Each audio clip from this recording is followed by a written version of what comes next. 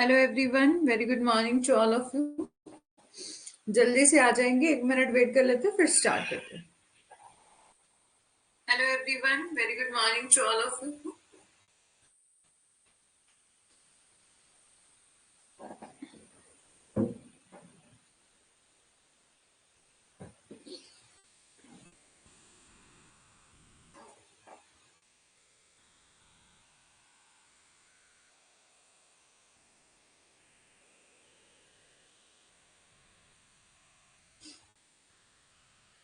Good morning Jaidev ji.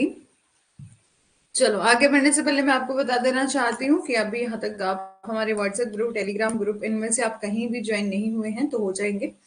And यदि आप हमारा कोर्स परचेज करते हैं तो आपको मिलते हैं नोट्स, पीवाई के विधान से 100+ मॉक टेस्ट। एंड ये रहा हमारा कोड। यदि आप इसको यूज करेंगे तो आपको 10% ऑफ मिलेगा।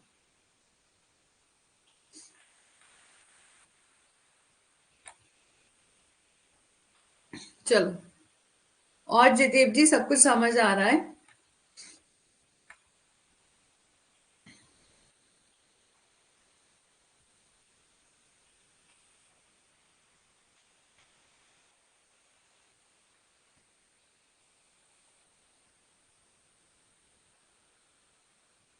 चलो 1 मिनट वेट कर लेते हैं, तब तक बाकी सभी आ जाए, है ना?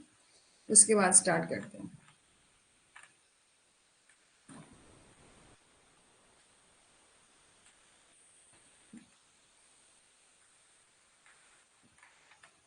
लॉ एंड मोरालिटी हमने डिस्कस कर लिया था, राइट एंड ड्यूटीज हमने डिस्कस कर लिया है। एंड कल हमने प्रॉपर्टी वाला टॉपिक भी जो ऑलमोस्ट कवर कर लिया, थोड़ा बहुत रहता है उसको हम आज देख लेंगे, ठीक है?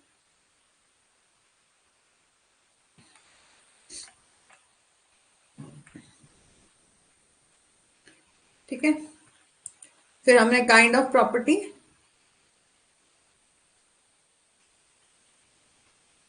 हाँ, जुरिस्ट जो ज्यादा रटने वाला है, क्योंकि जो जुरिस्ट के नेम वगैरह है ना जुरिस्प्रूडेंस में, तो ये सब जो है वो आपको याद करने ही पड़ते हैं, है ना? आप स्टोरी की तरह समझ तो, मतलब कुछ ही चीजों को यदि आप कितना ही जो है वो रिटर, अच्छा, रट्टर हो जाओ, रिटर हो जाओ। हाँ, थोड़ा सा रटने वाला है, ठीक है, बट कोई बात नहीं। चलो, काइंड ऑफ जुरिस्प्रूडेंस हमने discuss, sorry, kind of property हमने डिस्कस करा था। सबसे पहले किया था कॉर्पोरियल, इनकॉर्पोरियल। कॉर्पोरियल प्रॉपर्टी वो प्रॉपर्टी होती है जो कि टेंजिबल इन नेचर होती है, यानी कि विच कैन बी सीन और टच दैट प्रॉपर्टी। हम ऐसी प्रॉपर्टी को सीन कर सकती हैं, टच कर सकती हैं, जैसे कि आपका लैंड हो गया, हाउस हो गया, मनी हो गया, ऑर्नामेंट हो गया। ये सब क्या है? हमारी कॉर्पोरियल प्रॉपर्टी। इनकॉर्पोरियल प्रॉपर्टी जो कि इंटेंजिबल इन नेचर होती है, जिसको आप टच नहीं कर सकते और ना ही आप सीन कर सकते हो, जैसे कि आपका right of easement, copy right, patent right, ठीक है? फिर हमने मूवेबल एंड रिमूवेबल डिस्कस किया था। उसके बाद real and personal property discuss किया था।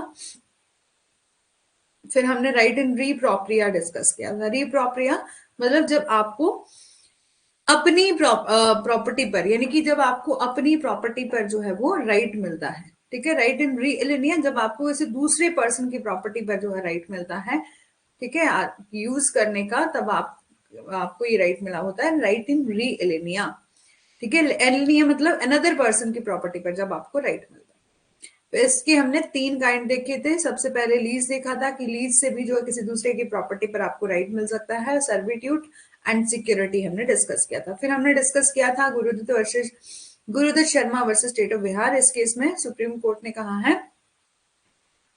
Ownership attach state of Bihar, ठीक है? यहाँ पर एक केस का नाम है Gurudutt Sharma versus state of Bihar. इसमें कोर्ट ने हेल्ड किया था कि ऑनरशिप जब किसी पर्सन को मिलती है तो उसको बंडल ऑफ राइट मिल जाता है, मतलब बहुत ज्यादा राइट मिल जाते हैं। राइट टू एंजॉय करने का, राइट टू रिटेन करने का, डिस्ट्रॉय करने का, एलिनेट करने का, आपको ढेर सारे राइट जो है वो मिल जाते हैं।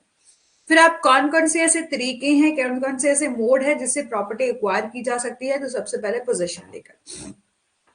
पोजेशन आपका लीगल भी होता है, इलीगल भी होता है, लेकिन पोजेशन एक ऐसा mode of acquisition of property है। सालमेंट कहते हैं, सालमेंट बिलीव करते हैं कि प्रॉपर्टी को एक्वायर करने का पोजेशन जो है वो बहुत ही अच्छा तरीका है जिससे जो है वो प्रॉपर्टी एक्वायर की जा सकती है, ठीक है?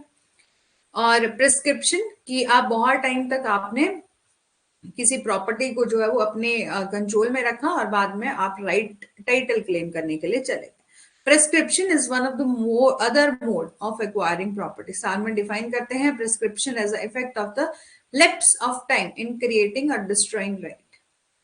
ठीक है, ये हमने डिस्कस किया था कि आप जो है वो प्रॉपर्टी के ऊपर अब बहुत टाइम तक पोजीशन रखते हैं। Prescription is the acquisition of title of property through the manner prescribe by law. ठीक है, कि लॉ के द्वारा जैसा बताया गया है उस माध्यम से, जैसे कि किसी ने बहुत टाइम तक जैसे प्रॉपर्टी एक्वायर करके रखी, ठीक है, मतलब पोजीशन करके उसका रखा, फिजिकल कंट्रोल में वो रखी, लेकिन बाद में उन्होंने क्या किया, क्लेम कर दिया और ये कहा कि मैं पिछले 20 सालों से इस प्रॉपर्टी का यूज कर रहा हूं, मेरे को ये प्रॉपर्टी दे दी जाए। ठीक है, यानी कि टाइटल क्लेम कर दिया। फिर एग्रीमेंट कि बिल्कुल आपने जिसे किसी से परचेज करी, तो दोनों पार्टीज के, जिसने दी और दूसरे ने ली, तो दोनों पार्टी के बीच में एग्रीमेंट हुआ। प्रेजेंस ऑफ पार्टी होनी चाहिए, उनकी कंसेंट होनी चाहिए, कम्युनिकेशन ऑफ द सेम होना चाहिए एंड कॉमन इंटेंशन होनी चाहिए, कंसिडरेशन होना चाहिए। इनहेरिटेंस मतलब विरासत में वो आपको प्रॉपर्टी मिली। ये भी आपका मोड है, mode of acquisition of property है कि जैसे कि विरासत में किस तरह से मिल सकती है, दो तरीके से। काइंड ऑफ सुसेशन के टू काइंड है, सबसे पहले इंटरस्टेट, दूसरा टेस्टामेंट्री। इंटरस्टेट मतलब ऑटोमेटिक उत्तराधिकारी या लीगल हाइट्स को ऑटोमेटिक मिल गई, और दूसरा टेस्टामेंट्री की किसी की डेथ हुई और उसने विल बनाई थी, वसीयत बनाई थी, वसीयत के थ्रू जो है वो प्रॉपर्टी गई। ठीक है, एंड फाइनल हमने लास्ट देखा था गिफ्ट। गिफ्ट भी एक mode of acquisition of property है, यानी कि गिफ्ट के केस में ट्रांसफर जो प्रॉपर्टी को करता है उसे कहते हैं डोनर, और जिसको ट्रांसफर दी जाती है उसे कहते हैं डोनी। ठीक है, गिफ्ट में क्या होता है, consideration in return is called. Without consideration जब प्रॉपर्टी दी जाती है, मतलब सामने वाले पर्सन से कुछ लिया नहीं जा रहा, सिर्फ उसे दिया जा रहा। Good morning Rekha ji. ठीक है, उसे कहते हैं गिफ्ट। गिफ्ट में क्या होता है, एक पर्सन को ट्रांसफर की जाती है property to another person without receiving any consideration. ठीक है, गिफ्ट डीड बनाई जाती है जिसमें डोनर होता है, डोनी होता है। ठीक है, आई होप कि यहां तक हमने बिल्कुल कल कर लिया था और आपको समझ में आया होगा। आज स्टार्ट करते हैं यहां से थ्योरी ऑफ प्रॉपर्टी। तो many jurist have put forward to explain the origin of property and justification. ठीक है, तो सबसे पहले हुआ है आपका फर्स्ट थ्योरी है नेचुरल थ्योरी। नेचुरल थ्योरी में ये बोला जाता है, जैसे अब नेचुरल लॉ स्कूल में हमने डिस्कस किया था कि ऐसा लॉ जो हमें नेचर से मिलता है, तो यहाँ थोड़ा सा रिलेट कर पाएंगे आप इसको कि नेचुरल थ्योरी में प्रॉपर्टी से रिलेटेड क्या कहा होगा। तो नेचुरल थ्योरी में ये कहा है कि प्रॉपर्टी जो है वो वेस्ट होती है प्रिंसिपल ऑफ नेचुरल रीजन, जो कि ड्राइव किया गया होता है फ्रॉम द नेचर। यानी कि प्रॉपर्टी को आप एक्वायर करते हो बाय ऑक्यूपेशन और एंड ऑनरलेस ऑब्जेक्ट, कि ऐसी प्रॉपर्टी आप एक्वायर कर रहे हो जो कि पहले से क्या है, ऑनरलेस है। यानी कि पहले से उसका कोई ऑनर नहीं है। जैसे कोई ऐसी मतलब मान लीजिए कि सबसे पहले कोई पर्सन खरीद रहा है जो कि क्या है, पहले से कोई उस प्रॉपर्टी का ऑनर नहीं था, यानी कि ऑनरलेस वो प्रॉपर्टी थी। ठीक है, the property was acquired by occupation of an ownerless object, की संपत्ति एक मालिकहीन वस्तु के कब्जे से या व्यक्तिगत श्रम के परिणाम स्वरूप जो है वो अर्जित की जा रही।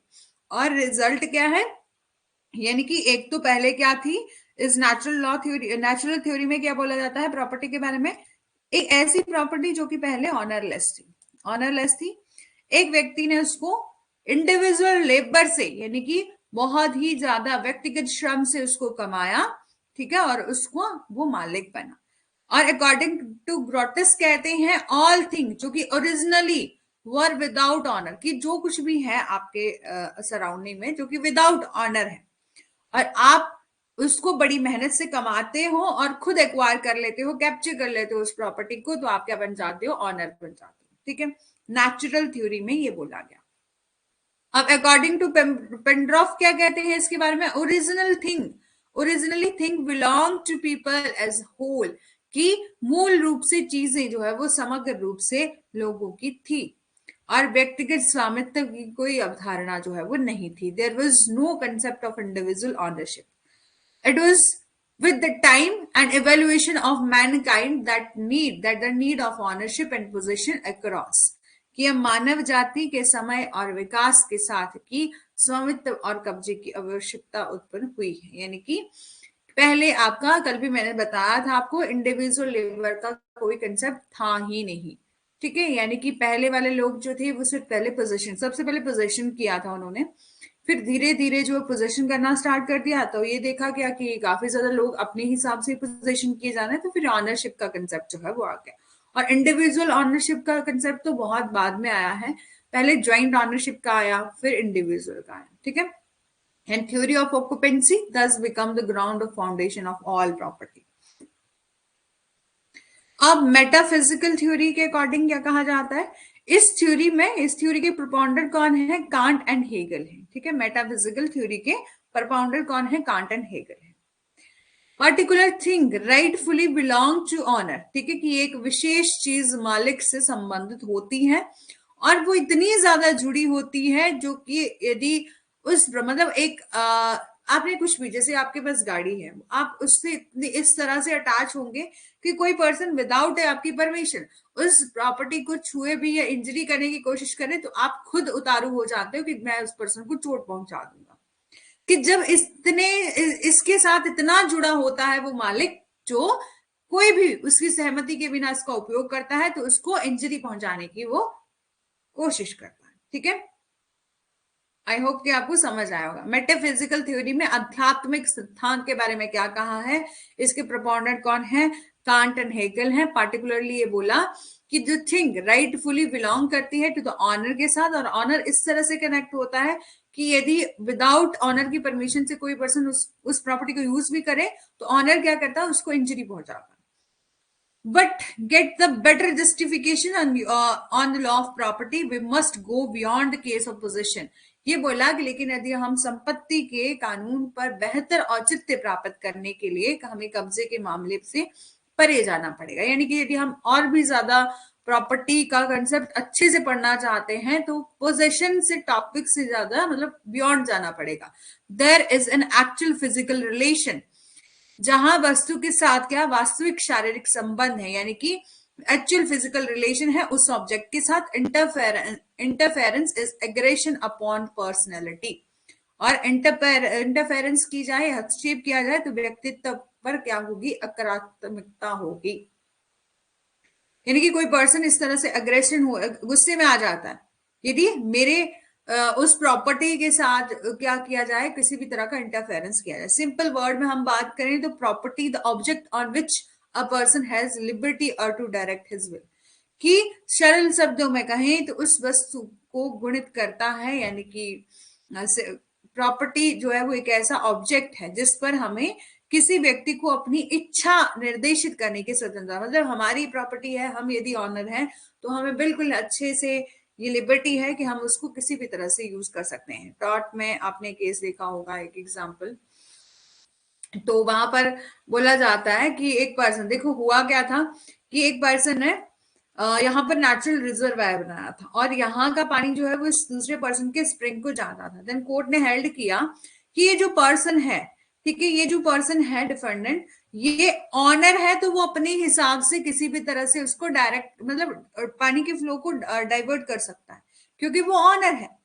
तो यहाँ पर भी ये बोला कि property is the object on which the person, यानी कि यदि वो उस प्रॉपर्टी का ऑनर है तो उसको बिल्कुल इच्छा है, उसकी बिल्कुल कमांड उस प्रॉपर्टी पर रहती है कि वो उसको जिस भी तरीके से यूज करना चाहे कर सकता है। अब हिस्टोरिकल थ्योरी में क्या बोला, this according to this theory private property है स्लो एंड स्टेडी ग्रोथ, जो कि मैंने पहले ही बताया। इंडिविजुअल प्रॉपर्टी, प्राइवेट प्रॉपर्टी का पहले से ग्रोथ नहीं हुआ था, पहले ज्वाइंट प्रॉपर्टी या कलेक्टिव ग्रुप प्रॉपर्टी के नाम से जो है वो जाना जाता था। यानी कि पहले पोजेशन होने लगा, फिर धीरे धीरे फैमिलीज में मतलब जितनी जितनी बड़ी बड़ी फैमिलीज होती थी वो सारे ही एक ज्वाइंट ऑनर होते थे प्रॉपर्टी के। फिर धीरे धीरे ज्यादा जैसे भाइयों में भी तकरार होने लग पड़ी और धीरे धीरे जो है वो आपका इंडिविजुअल प्रॉपर्टी का कंसेप्ट जो है वो आया, ठीक है। देयर वर मेनी स्टेज हुई in the growth of private property, की काफी ज्यादा धीमी गति से जो है वो इसकी का विकास हुआ है प्राइवेट प्रॉपर्टी के कंसेप्ट आने तक। First stage of natural possession existed independently of the law. कि फर्स्ट स्टेज क्या है, प्राकृतिक कब्जे का पहला चरण क्या है, कानून से स्वतंत्र रूप से मौजूद था। ठीक है, कि first stage of natural possession exist करता था इंडिपेंडेंटली ऑफ द लॉ। ठीक है, अब सेकेंड स्टेज क्या थी, बोला पहले तो प्राकृतिक कब्जे का पहला चरण, मतलब एक नेचुरल पोजेशन जो है वो आपका फर्स्ट स्टेज था। ठीक है, जो कि मैंने आपको बताया कि पहले लोग क्या करते थे, सिर्फ पोजेशन करते थे। फिर धीरे धीरे जो है वो सेकंड स्टेज में juristic possession was conception both fact and law. उसके बाद दूसरा चरण आया तो कानून, तथ्य और कानून दोनों की अवधारणाएं जो है वो विकसित हुई। और द लास्ट स्टेज क्या हुई डेवलपमेंट की, the cycle was ownership, that ownership, फिर ऑनरशिप का जो है वो लास्ट में कंसेप्ट आ गया और ownership become a purely legal concept. और ऑनरशिप जो है वो क्या बन गया, बिल्कुल लीगल कंसेप्ट बन गया। अकॉर्डिंग टू रॉस्को पॉन्ड कहती हैं the earliest form of property was a group property. कि पहले क्या था, ग्रुप प्रॉपर्टी का कंसेप्ट था। It was a matter of time that families partition and individual property come into being. और उस समय, यह समय की बात थी कि परिवारों का विभाजन हुआ और व्यक्तिगत रूप से यानी कि इंडिविजुअल प्रॉपर्टी का कंसेप्ट जो है वो अस्तित्व में आ गया। ठीक है, समझ आ गया। फिर है आपकी मनोवैज्ञानिक या psychological theory. According to this theory में ये बोला जाता है कि property come into existence from the acquisitive instant of man, यानी कि सभी कार्य वृत्ति से जो है वो अस्तित्व में आई है। एवरी इंडिविजुअल जो कि डिजायर रखता है, वो जो कि इच्छा रखता है कि मैं ऑनर बनूंगा, यानी कि मैं इस प्रॉपर्टी को लेना, मेरी इच्छा है कि मैं, जैसे मान लीजिए कि मेरी इच्छा है कि मैं आने वाले 1 ईयर में जो है वो अपना घर लूं, है ना। तो जब कोई इंडिविजुअल डिजायर रखता है कि वो ऑन करेगा कुछ thing that bring into the existence of property, ठीक है, तब जो है वो संपत्ति का कंसेप्ट जो है वो एग्जिस्टेंस में आता है। और it was rightly said Bentham कहते हैं प्रॉपर्टी इज नथिंग बट क्या है, बेसिस ऑफ सर्टेन एक्सपेक्टेशंस हैं। ठीक है, प्रॉपर्टी कुछ नहीं है, बोला है कि एक सर्टेन एक्सेप्टेशन है कि इंसान जो सोचता है, जैसे कि मनोवैज्ञानिक थ्योरी में इसलिए इसे बोला गया कि इंसान की जो सोच है, यदि वो डिजायर रखता है कि मैं आने वाले 1 ईयर में 5 ईयर में अपना घर लूंगा, तो एक्सपेक्टेशंस हैं जो कि वो अचीव करता है बाद में। जैसे आपने सोचा होगा कि हम पढ़ेंगे लिखेंगे और बाद में जॉब करेंगे, बिल्कुल पैसा कमाएंगे और कमा के जो है वो मैं ये पर्टिकुलर काम करूंगा। ठीक है, तो ये एक्सपेक्टेशंस होती हैं जो कि driving thereafter hereafter certain advantage by the thing of reason. कि संपत्ति एक निश्चित अपेक्षा के आधार से जो है वो कुछ नहीं है जो कि बाद में तर्क के की चीज से जो है वो कुछ लाभ प्राप्त करती है। ठीक है, अब है आपका साइकोलॉजिकल थ्योरी, समाजशास्त्री सिद्धांत, समाजशास्त्री। अब यहाँ मनोवैज्ञानिक थ्योरी में क्या था कि प्रॉपर्टी क्या है, नथिंग बट एक द बेसिस ऑफ एक्सपेक्टेशन है, जो कि इंसान अपने माइंड में कुछ सोचता है और उसको अचीव करने के लिए वो मेहनत करता है। ठीक है, अब है आपका साइकोलॉजिकल थ्योरी। साइकोलॉजिकल थ्योरी में according to this theory property should not be considered in the term of a private right. कि संपत्ति को निजी अधिकारों के संदर्भ में जो है वो नहीं माना जाना चाहिए, बल्कि सामाजिक कार्यों के संदर्भ में जो है वो माना चाहिए, but should be considered in the term of social function. It is an institution which secure the maximum interest. ये एक ऐसी संस्था है, यानी कि ऐसी प्रॉपर्टी क्या बोला, एक क्या है, एक इंस्टीट्यूशन है जिसमें हम अधिकतम हितों को सुरक्षित रखते हैं। जैसे आपके पास गोल्ड है ना, ज्वेलरी काफी ज्यादा रखी है, तो वो भी आपकी क्या है, प्रॉपर्टी है। ठीक है, और आपका इंटरेस्ट है, आपका हित है कि आप इन फ्यूचर में कभी भी आपको जरूरत पड़े तो आपको पता है कि मेरे पास ये प्रॉपर्टी रखी है। ठीक है, कुछ भी प्रॉपर्टी, चाहे वो मूवेबल है इमूवेबल है। ठीक है, सोशोलॉजिकल थ्योरी में ये बोला गया, according to this theory property should not be considered in the term of private right. कि संपत्ति को निजी अधिकारों के संदर्भ में जो है वो नहीं माना जाना चाहिए, बल्कि सामाजिक कार्यों के संदर्भ में जो है वो माना जाना चाहिए। और ये क्या है, एक इंस्टीट्यूशन है जिसमें सिक्योर होता है मैक्सिमम इंटरेस्ट। ठीक है, अब आपका पॉजिटिव थ्योरी। पॉजिटिव थ्योरी में ये बोला गया, the founder of this theory कौन थे, स्पिंसर। और he based this theory on the fundamental law of equal freedom. और ये जो आपका ये उन्होंने अपने सिद्धांत को समान स्वतंत्रता के मौलिक अधिकारों पर आधारित किया, यानी कि he based his theory on fundamental law of equal freedom. According to this theory, property क्या है? रिजल्ट है इंडिविजुअल लेबर का, यानी कि इंसान जो कि कुछ कमाता है, ठीक है, जैसे मैंने कहा कि अब हर किसकी एक्सपेक्टेशंस होती हैं, वो कमाएगा तभी तो कुछ पाएगा। तो बोला कि अकॉर्डिंग इस थ्योरी के अकॉर्डिंग प्रॉपर्टी रिजल्ट है इंडिविजुअल लेबर का, यदि वो अपना श्रम करता है तभी तो वो प्रॉपर्टी कुछ खरीद पाएगा। यदि मैं कहूँ कि मैं सिंपल अपना मोबाइल फोन खरीदा है, तो ये मेरे को पता है कि मैंने मेहनत करी है तभी जो है वो मैंने खरीदा है, तो ये क्या है? इंडिविजुअल लेबर का रिजल्ट है। No man has any moral right to property, और किसी भी व्यक्ति को संपत्ति पर कोई नैतिक अधिकार नहीं है जो उसने व्यक्तिगत श्रम या प्रयास से हासिल नहीं किया है, यानी कि किसी पर्सन ने विदाउट मेहनत, यानी कि विदाउट लेबर ऑफ और एफर्ट्स लगा के कुछ उसने अचीव नहीं किया है, यानी कि उसको ऑटोमेटिक या ऐसे ही मिल गया विदाउट मेहनत करे, तो उसको कोई मॉरल राइट नहीं है उस प्रॉपर्टी पर। ठीक है, अब है आपका लास्ट लेबर थ्योरी, लास्ट है, बिल्कुल लास्ट है। तो इस थ्योरी के अकॉर्डिंग प्राइमरीली बिलीव किया जाता है that property can be claim only exclusive basis on one work, यानी कि ये सिद्धांत जो है वो मुख्य रूप से ये मानता है कि संपत्ति का दावा किसी के काम के अनन्य आधार पर जो है वो किया जा सकता है, जिसने उस संपत्ति का उत्पादन जो है वो किया है। इट रिकॉग्नाइज करता है, it recognise the role of labour for adequate rewards, यह पर्याप्त रिवॉर्ड्स के लिए श्रम की भूमिका को मान्यता देता है, यानी कि कोई इंसान कुछ भी अचीव कर रहा है वो किससे कर रहा है? श्रम लगा के कर रहा है। रोल ऑफ लेबर रहता है, यानी कि श्रम का रोल रहता है जब वो एडिक्वेट रिवॉर्ड कुछ प्राप्त कर रहा है।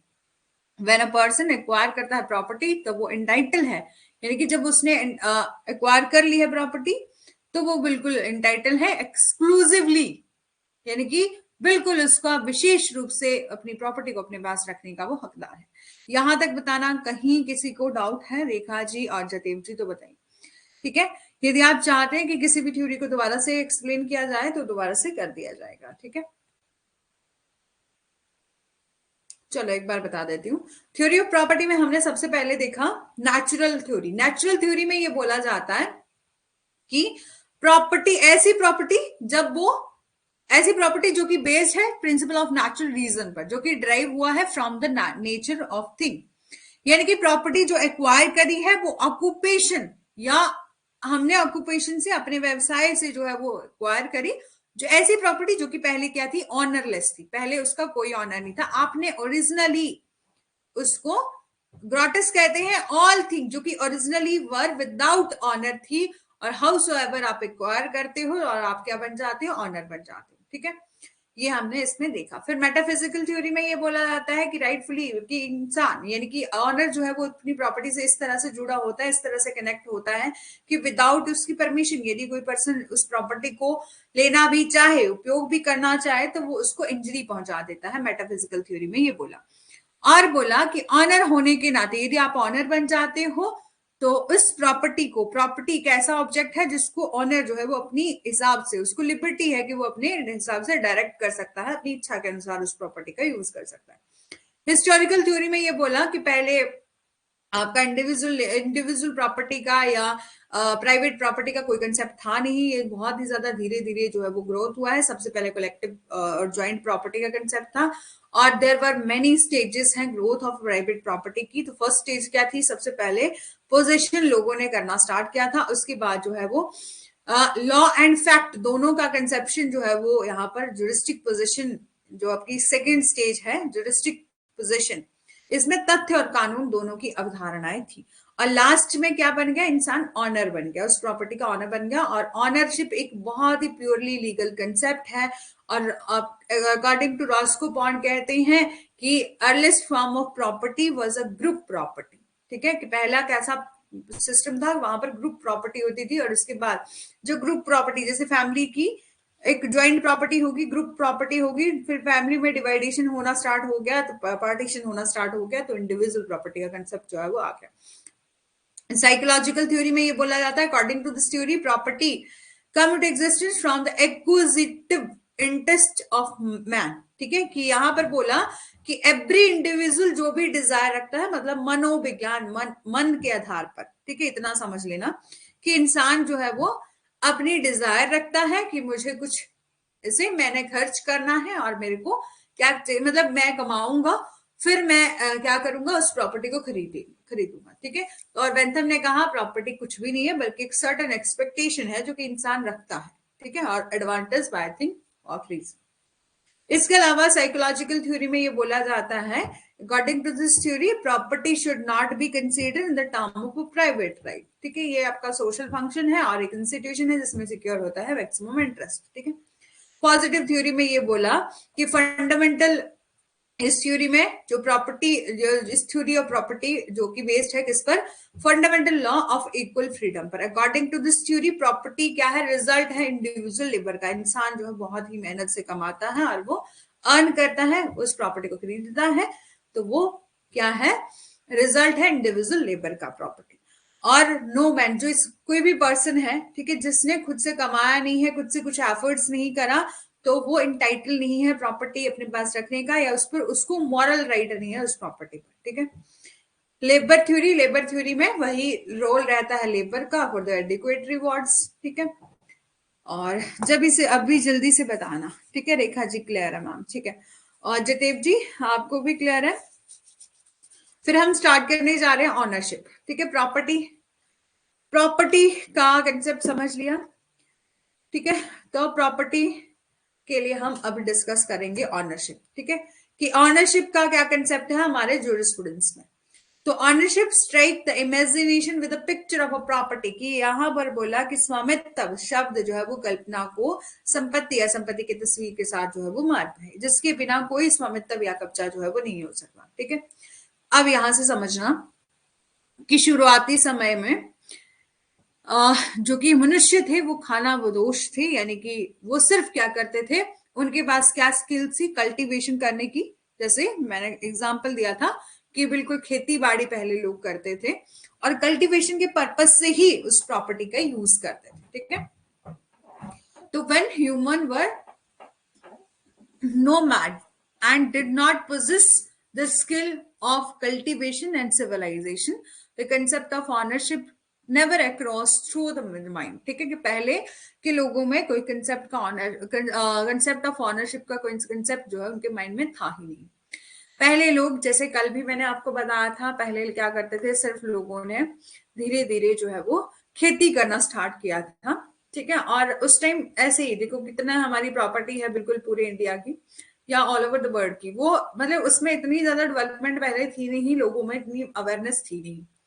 तो पहले वो खेती करते थे, धीरे धीरे आदि मानव आए, फिर उन्होंने खेती करना स्टार्ट किया, फिर धीरे धीरे फिर बाद में क्या हुआ कि लोग अपनी मर्जी से, जैसे कि हमारी फैमिली है तो हमें पता है कि हम लोग कितने हैं, जैसे ताया होंगे, चाचा होंगे, इस तरह से घर में बहुत ज्यादा लोग, मान लीजिए 16-17 लोग हैं, तो वो 16-17 इकट्ठे होके काम करेंगे, इतने बड़े खेत में काम कर रहे हैं ना, बहुत बड़ा खेत है ये, तो यहाँ पर जो है वो काम कर रहे हैं, ये पूरा प्लॉट बहुत बड़ा एरिया, मान लीजिए कि बहुत ज्यादा एरिया, उसमें वो खेती कर रहे हैं, अपना गुजारा चला रहे हैं। और बाद में क्या हुआ, धीरे धीरे इनका पोजीशन, इन्होंने बोला कि हमारा पोजीशन है और हम जो है इस प्रॉपर्टी में अपना गुजारा करते हैं। तो फिर बाद में ऐसा कंसेप्ट आया, धीरे धीरे सरकार बनी, सरकार ने ऐसा ऑर्डर कर दिया कि जितने पोजीशन में जिन जिन प्रॉपर्टी का, जिन जिन लोगों का जितनी जितनी प्रॉपर्टी में पोजीशन है उनके नाम कर दी जाए, और फिर ये ज्वाइंट प्रॉपर्टी कहलाई जाने लगी। धीरे धीरे फैमिलीज में डिवाइडेशन हुआ, पार्टीशन हुआ, तो आपका इंडिविजुअल प्रॉपर्टी का कंसेप्ट आया और ऑनरशिप का जो है वो कंसेप्ट आ गया। ठीक है, आई होप कि आपको समझ में आया होगा। देन ठीक है, हालांकि however the concept of position was formulated before the, सबसे पहले पोजीशन आया था, उसके बाद आपका ऑनरशिप का कंसेप्ट आया था। ठीक है, लेकिन सबसे पहले जो है वो मनुष्य ने अपनी खेती करने से ही जो है वो प्रॉपर्टी की शुरुआत करी थी, यानी कि प्रॉपर्टी का यूज जो है वो खेती करने के लिए ही किया जाता था। to only when humans start to cultivate. सबसे पहले सुप्रीम कोर्ट ऑफ इंडिया के द्वारा Gurudutt versus state of Bihar के केस में ये बोला गया था कि प्रॉपर्टी एक लीगल कंसेप्ट है, और साथ ही साथ जब एक प्रॉपर्टी पर ऑनरशिप किसी पर्सन को मिल जाती है तो उसको सम ऑफ बंडल ऑफ राइट मिल जाते हैं. In case of tangible property है तो जिसमें इंक्लूड होता है आपका राइट टू पोजीशन की कब्जा रखने का, right to enjoy, right to destroy, right to retain, right to alienate. ठीक है, यानी कि ढेर सारे राइट जो है वो मिल जाते हैं. And along the clear concept of property come the ideas of possession and ownership. ठीक है, धीरे धीरे जो है वो पोजीशन एंड ऑनरशिप जो है वो आना मतलब स्टार्ट हो गया था. और यदि इस केस में ये बोला कि यदि किसी पर्सन को ऑनरशिप मिल जाती है तो उसको बहुत बंडल ऑफ राइट मिल जाते हैं, मतलब उस प्रॉपर्टी का वो यूज भी कर सकता है, मिस यूज भी कर सकता है, पोजीशन भी ले सकता है, एंजॉय भी कर सकता है, डिस्ट्रॉय भी कर सकता है ना. जरूरी नहीं है कि उसका बेनिफिट लेना, कई बार जो है वो किसी का दिमाग खराब हो जाए तो वो डिस्ट्रॉय भी कर सकता है, रिटेन भी कर सकता है, एलिनेट भी कर सकता है.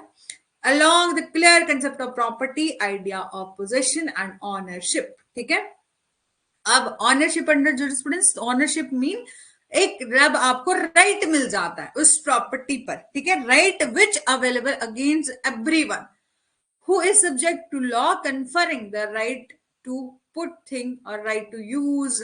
ठीक है, user of indefinite nature. And आपको बहुत ज्यादा राइट मिल जाता है, जैसे कि आपका right indefinite in point of user, unrestricted in point of disposition and unlimited in point of duration. ठीक है, यानी कि ऑनरशिप का क्या मतलब है, हिंदी में बात करें तो स्वामित्व का अर्थ है, यानी कि आपको एक अधिकार जो कि सभी के खिलाफ जो है वो आप लाभ उठाता है, कि एक प्रॉपर्टी जब आपके नाम वो प्रॉपर्टी हो जाएगी, आपको राइट टाइटल मिल जाएगा तो आपको ढेर सारे राइट मिल जाएंगे. आपको राइट मिल जाएगा indefinite in point of user, कि आपको इनडेफिनेट टाइम जितना भी मतलब जितना भी टाइम जो है वो आप उसको यूज करना चाहें कर सकते हैं. अनरिस्ट्रिक्टेड पॉइंट ऑफ डिस्पोजिशन, यदि आप इस प्रॉपर्टी का डिस्पोजिशन भी करना चाहें, यानी कि उसको डिस्पोज ऑफ भी करना चाहें, तब भी कोई रिस्ट्रिक्शन नहीं लगाएगा आप पर. Unlimited in point of duration. ठीक है, कि और कितने टाइम तक, जब तक आप जिंदा हैं तब तक जो है वो आपकी वो प्रॉपर्टी रहेगी, यानी कि unlimited in point of duration. When it come to full ownership. ठीक है, जब एक इंसान को फुल ऑनरशिप मिल जाती है. Ownership mean having legal right over something, यानी कि जब किसी चीज पर जो है वो कानूनी अधिकार मिल जाता है. ठीक है, ऑनरशिप जो है वो डिराइव किया है from the Roman word dominium से, जिसका मीनिंग क्या है, which mean absolute right to thing, जिसका अर्थ है किसी चीज का पूर्ण अधिकार. जब कोई स्वामित्व की अवधारणा का जांच करता है, यानी कि when one examine the concept of ownership, various feature emerge होते हैं एंड रिवील द नेचर और कैरेक्टरिस्टिक्स ऑफ ऑनरशिप, यानी कि उसको बहुत ज्यादा जो है वो राइट मिल जाते हैं जब वो एक प्रॉपर्टी का स्वामी बन जाता है. उसका यूसेजेस करने का, एंजॉयमेंट करने का, डिस्पोजिशन करने का ढेर सारे राइट. अब है आपका ऑनरशिप कंटेन करता है फॉलोइंग एलिमेंट. कौन कौन से, सबसे पहले इनडेफिनेट पॉइंट ऑफ यूजर, यानी कि द यूजर फ्री है उसको यूटिलाइज करने के लिए द थिंग जो भी उसने ऑन करी है, यानी कि जिस भी प्रॉपर्टी का वो ऑनर बना है तो वो बिल्कुल उसको यूज करने का के लिए क्या है, फ्री है.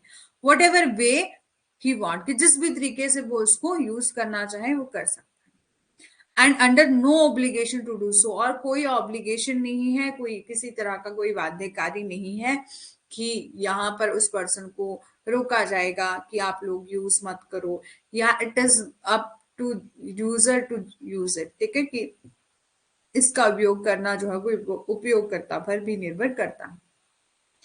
फिर है आपका unrestricted at point of disposition, कि स्वभाव के बिंदु पर अप्रतिबंध, कि द ऑनर के पास ऑप्शन रहता है कि वो ट्रांसफर कर सकता है किसी प्रॉपर्टी को और डिस्पोज ऑफ भी कर सकता है उसी प्रॉपर्टी को by conveyancing during this life time, या मरने के बाद भी जो है वो विल के थ्रू भी अपनी प्रॉपर्टी को ट्रांसफर कर सकता है.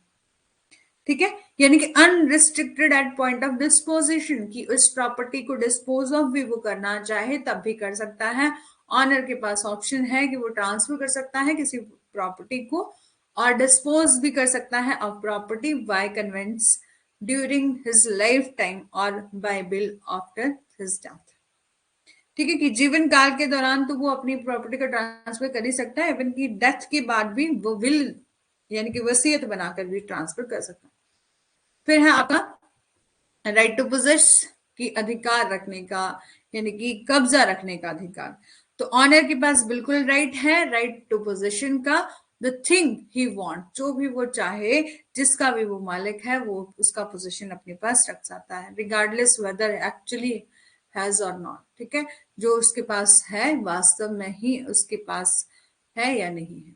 ठीक है, ओनली द राइट और right to possess a material in nature. ठीक है, केवल धारणा करने का अधिकार जो है प्रकृति में भौतिक है। फिर यहाँ आता है आपका राइट टू एग्जॉस्ट। एग्जॉस्ट मतलब निकास का अधिकार। If nature of thing that is possessed a lot to be exhausted. Exhaust मतलब निकाश करने का अधिकार।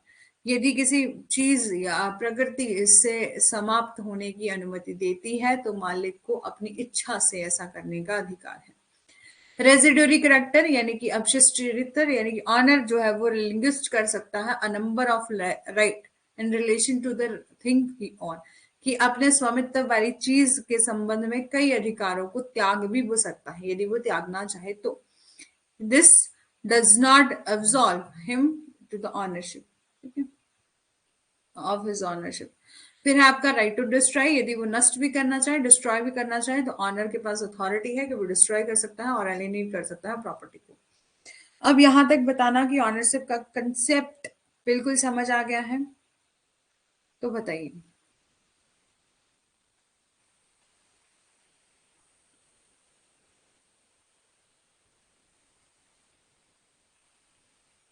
ठीक है, फिर है आपका टाइप ऑफ एक्वायरिंग ऑनरशिप, कि किस किस तरीके से जो है वो आप एक्वायर कर सकते हो ऑनरशिप, यानी कि मालिक किस तरह से बन सकते हैं, स्वामित्व किस तरह से आपको मिल सकता है। तो सबसे पहले है आपका original ownership.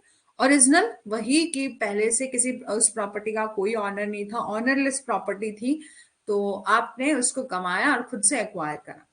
It is possible to acquire ownership to something that does not have owner, कि ऐसी प्रॉपर्टी जिसका कोई, ठीक है, एक मिनट, ठीक है, कि जिसका कोई पहले से ऑनर नहीं था। ठीक है, ओके ओके जितेश जी, ठीक है।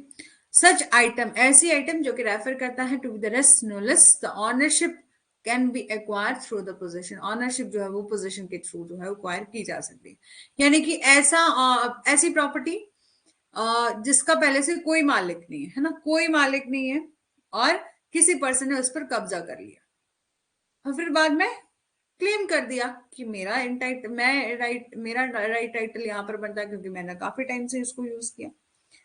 अब डेरिवेटिव ऑनरशिप, डेरिवेटिव ऑनरशिप यानी कि ऐसी ऑनरशिप जहां पर ऑनर एक्वायर करता है, किसी ऑनरशिप एक्वायर करता है बाय परचेजिंग, यानी कि आप क्या करते हो, पहले वाले ऑनर, जैसे किसी ने कहा कि मेरे को अपनी गाड़ी बेचनी है, तो आप क्या करोगे, उसके पास जाओगे और ये कहोगे कि मेरे को गाड़ी लेनी है, और आप ओरिजिनल ऑनर से वो परचेज करके गाड़ी लोगे, तो वो आता है आपका।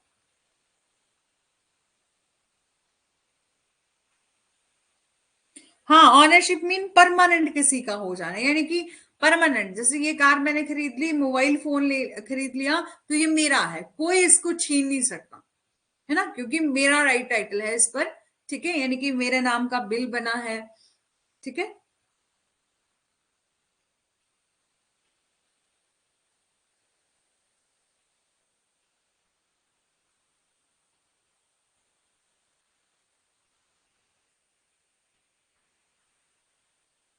डेरिवेटिव ऑनरशिप में क्या होता है, in the mode of ownership, in the mode of honor acquire the ownership by purchasing from the original or previous owner, कि आपको ऑनरशिप मिली है। ठीक है, किस तरह से आपने क्या किया, पहले से जो ऑनर था उससे आपने परचेज करके क्या ली, ऑनरशिप ली।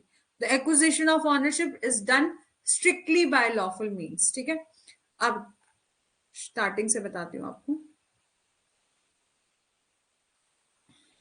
एक मिनट रुकना।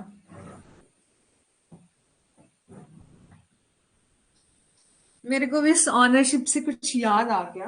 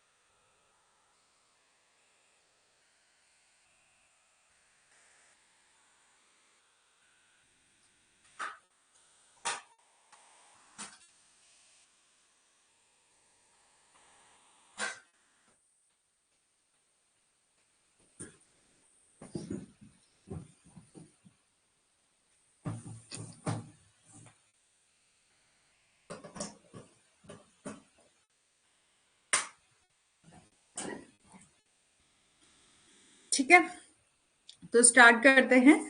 ऑनरशिप इन ज्यूरिस्प्रूडेंस। सबसे पहले कि ऑनर एक इंसान जब बनता है, ठीक है, सबसे पहले हमने हिस्ट्री के बारे में थोड़ा सा जाना कि पहले इंडिविजुअल ऑनरशिप का कोई ऐसा कंसेप्ट था नहीं, ठीक है, कि पहले इंडिविजुअल ऑनरशिप का कोई कंसेप्ट था नहीं, और मतलब ऑनरशिप का कोई कंसेप्ट नहीं था। पहले लोगों ने पोजीशन करना स्टार्ट किया था कल्टीवेशन पर्पज से, और धीरे धीरे जो है वो ऑनरशिप का कंसेप्ट जो है वो आ गया, ठीक है।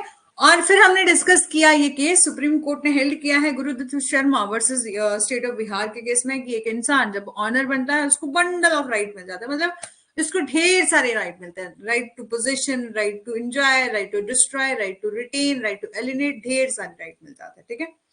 फिर हमने डिस्कस किया कि ऑनरशिप अंडर ज्यूरिस्प्रूडेंस, तो ऑनरशिप मीन जब आपको क्या मिल जाता है, राइट मिल जाता है जो भी आपने लिया है, यानी कि जिस भी चीज को आपने ओन किया है, अर्न किया है, उस पर आपको राइट आइटम मिल जाता है, या आपको मतलब ढेर सारे राइट मिल जाते हैं यूजर ऑफ इनडेफिनेट नेचर, कि आप जो है वो इनडेफिनेट तरीके से उसको यूज कर सकते हैं। आपको राइट मिल गया indefinite in point of user, unrestricted in point of disposition, unlimited in point of duration, कि जब आपको फुल ऑनरशिप मिल जाती है तो ऑनर आप जो है वो ढेर सारे मतलब अलग अलग तरीके से उसको यूज भी कर सकते हैं, मिस यूज भी, कुछ भी कर सकते हो आप, ठीक है।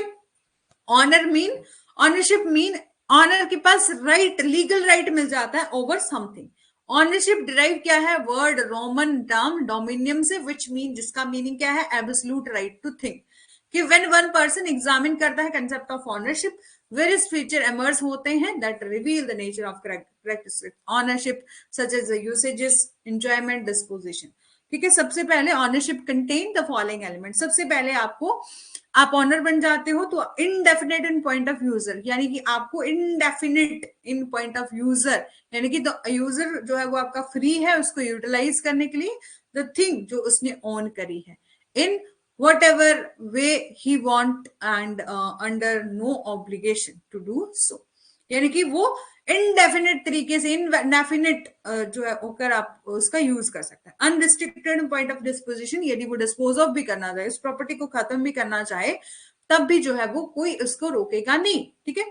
राइट टू पोजीशन, आपको पोजीशन का कब्जा रखने का अधिकार मिल गया। राइट टू एग्जॉस्ट, निष्काश करने का भी जो है वो अधिकार मिल गया। रेजिडुअरी कैरेक्टर, कि ऑनर में relinquishes number of right in relation to, ठीक है, कि ऑनर को बहुत ज्यादा ढेर सारे राइट जो है वो मिल जाते हैं। जैसे रेजिडोरी करेक्टर में हमने जाना कि ऑनर में relinquishes a number of right, owner को जो है नंबर ऑफ राइट मिल जाते हैं, ठीक है।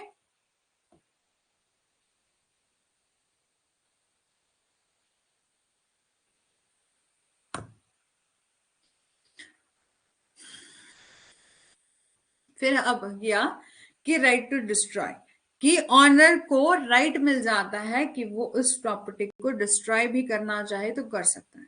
रिलिंग्विस्ट का क्या मतलब है, कि यदि अपना उस प्रॉपर्टी को कुछ राइट को छोड़ना भी चाहिए, यानी कि कुछ राइट, अब ढेर सारे राइट मिल गए ना, तो किसी राइट को वो छोड़ना भी चाहे, त्याग भी करना चाहे, तब भी वो कर सकता है।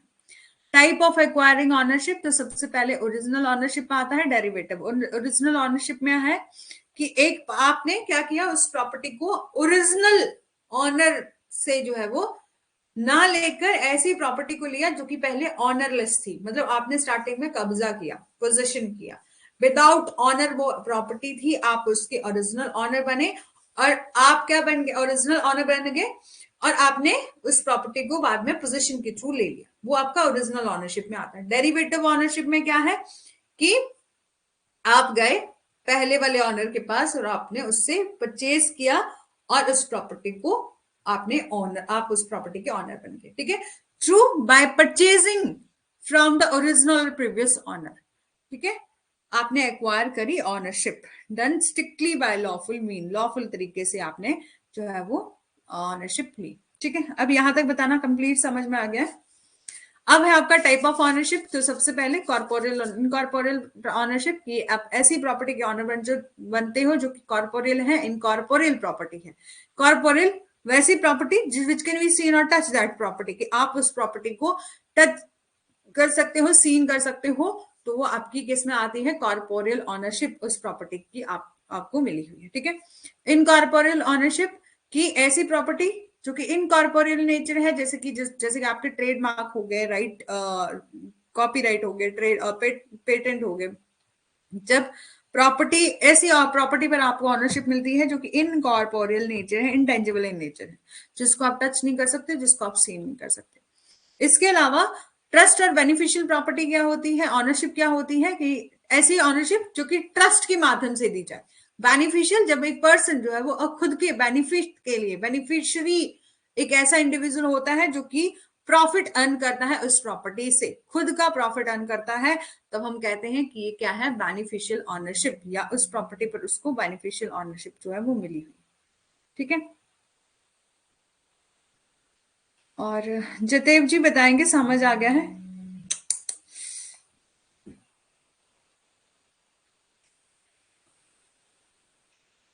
और बता दीजिए, अभी क्लास को यहीं तक रखते हैं, बहुत इम्पोर्टेंट।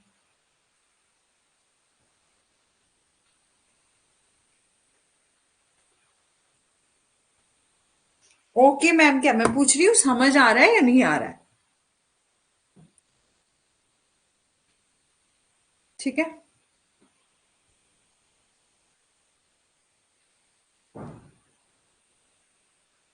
ठीक है।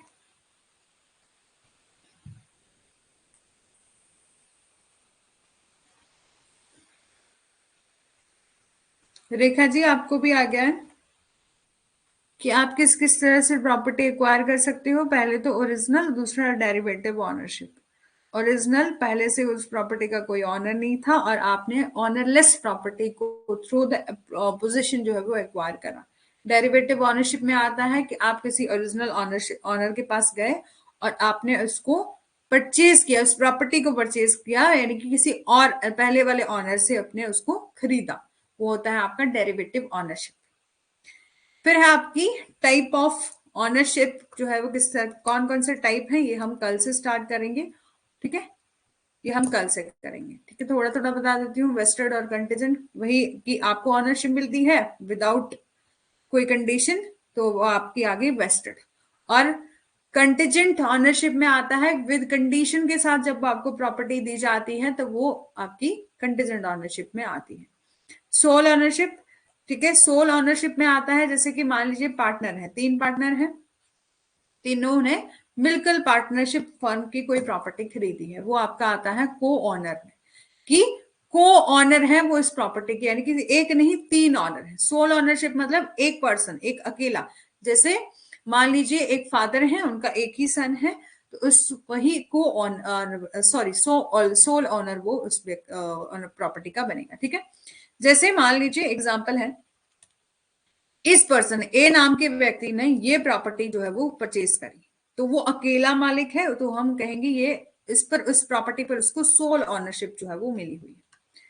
और को ऑनरशिप मतलब ये ए बी और सी तीन लोगों ने जो है वो मिलकर प्रॉपर्टी ली, तो ये क्या बन जाएगी, को ऑनर, उस प्रॉपर्टी पर उसको कितने उनको को ऑनरशिप मिल जाएगी, यानी कि तीन स्वामी हो गए। एब्सोल्यूट और लिमिटेड, एब्सोल्यूट मतलब एक बार आपने प्रॉपर्टी ले ली तो उसको आप एब्सोल्यूट तरीके से आप यूज कर सकते हैं, डिस्पोजल कर सकते हैं, मतलब एब्सोल्युटली आप ऑनर बन जाते। लिमिटेड माने कि कुछ लिमिटेड राइट आपको दिए, बाकी नहीं दिए। ठीक है, यानी कि आप कुछ लिमिटेड टाइम के लिए उसको यूज कर सकते हैं, डिस्पोजिव। हाँ, पार्टनरशिप, पार्टनरशिप में को ऑनरशिप का कंसेप्ट होता है। जैसे पार्टनरशिप में कोई प्रॉपर्टी खरीदी, तो उस प्रॉपर्टी के वो पार्टनर क्या बन गए, को ऑनर बन गए। ठीक है, लिमिटेड और एब्सोल्यूट ऑनरशिप में क्या होता है, एब्सोल्यूट में फुल राइट दे दिए जाते हैं, लिमिटेड में कुछ एक राइट जो है वो दिए जाते हैं, या बहुत ही कम ड्यूरेशन तक, या डिस्पोजल कुछ एक राइट दिए जाते हैं, रिस्ट्रिक्शन वहां पर लगाई होती है। ठीक है, यहां तक वैसे तो ऑलमोस्ट खत्म हो गया है, कल हम जो पोजीशन से भी स्टार्ट कर सकते हैं। ठीक है, हो गया ना? टाइप ऑफ ऑनरशिप में कॉर्पोरियल और इनकॉर्पोरियल ऑनरशिप, मतलब ऐसी प्रॉपर्टी जिसको आप टच कर सकते हो, जिसको आप सीन कर सकते हो, ऐसी प्रॉपर्टी पर जब आपको ऑनरशिप मिलती है तो वो आपकी कॉर्पोरियल और इनकॉर्पोरियल ऑनरशिप में आता है। ट्रस्ट और बेनिफिशियल ऑनरशिप में, ट्रस्ट प्रॉपर्टी यानी कि ट्रस्टी एक ऐसा व्यक्ति होता है जो कि रिस्पॉन्सिबल होता है, उसको ढेर सारी, जब किसी को प्रॉपर्टी के मोर देन वन ऑनर हो, यस यस यस, फिर वही जो है वो आपकी को ऑनरशिप होती है। ठीक है, यानी कि एक से ज्यादा ऑनर जब होंगे वो आपकी को ऑनरशिप वाला कंसेप्ट आ जाता है। ठीक है, यानी कि इस प्रॉपर्टी पर उनको को ऑनरशिप मिली हुई है। ठीक है, ट्रस्ट में क्या होता है, एक ट्रस्टी होता है जो कि रिस्पॉन्सिबल होता है सच ड्यूटी के लिए, एंड हिज ऑनरशिप रेफर करती है ट्रस्ट ऑनरशिप। ठीक है, एंड बेनिफिशियरी, बेनिफिशियरी में एक ऐसा इंडिविजुअल है जो कि अपने प्रॉफिट के लिए उस प्रॉपर्टी को का यूज करता है। ठीक है, खुद का प्रॉफिट कमाने के लिए, उसे हम बेनिफिशियल ऑनरशिप जो है वो कहते हैं। वेस्टेड, वही कि वेस्टेड ऑनरशिप रेफर करता है एक ऐसी सिचुएशन जहां पर ऑनर टाइटल रहता है, ऑनर के पास टाइटल है, is already perfect title. Ownership एक एब्सोल्यूट ऑनरशिप, मतलब ऑनरशिप एब्सोल्यूट होती है, यानी कि वो प्रेजेंट टाइम में, जैसे गिफ्ट डीड बना दी तो प्रेजेंट टाइम में ही वो व्यक्ति क्या बन जाता है, ऑनर बन जाता है। लेकिन कंटेजेंट ऑनरशिप में वो आता है जहां पर कोई ना कोई कंडीशन लगाई होती है। कंटेजेंट ऑनरशिप डिनोट करता है that ownership is a conditional rather than absolute. Ownership flow करती है from only become absolute and complete and when the certain condition are met. ठीक है, कि वो तभी एब्सोल्यूट ऑनर बनेगा जब कोई वो कंडीशन फुलफिल करी जाएंगी। ठीक है, तो सोल ऑनरशिप, वही कि एक अकेला व्यक्ति जब ऑनर होता है किसी प्रॉपर्टी का तो वो सोल ऑनरशिप होती है। जब एक से ज्यादा व्यक्ति ऑनर बनेंगे उस प्रॉपर्टी के तो वो को ऑनरशिप का कंसेप्ट रहता है। एब्सोल्यूट, कि आपको, आपने वो प्रॉपर्टी खरीद ली, आप ऑनर बन गए, आपको अनलिमिटेड राइट मिल जाए। लेकिन लिमिटेड ऑनरशिप में क्या होता है, कुछ सर्टेन रिस्ट्रिक्शन लगा के कुछ राइट दिए जाते हैं, जैसे कि आप इस प्रॉपर्टी का यूज कर सकते हैं बिल्कुल 6 मंथ तक, उससे ज्यादा नहीं करेंगे। ठीक है, यानी कि लिमिटेड ऑनरशिप जो यहाँ पर दी जाती है। ठीक है, आई होप कि आपको सेशन अच्छा लगा होगा, समझ में आया होगा, और कहीं भी समझ नहीं आया होगा तो अभी बता दो, और यदि आप खुद से भी जब देखेंगे तो आपको बहुत इजी लगेगा। यदि फिर भी कहीं डाउट आता है तो बता दीजिएगा। ठीक है,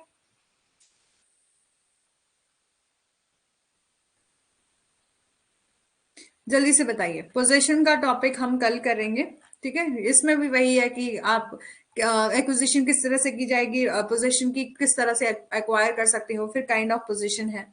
ठीक है, जितेब जी, कहीं भी छोटा सा पॉइंट समझ नहीं आएगा तो बता देना। ठीक है, और 2-3 दिनों में लगभग जो है वो हमारा जुरिस्प्रूडेंस कंप्लीट हो जाएगा। ठीक है, thank you so much, I hope कि आपको सेशन अच्छा लगा होगा।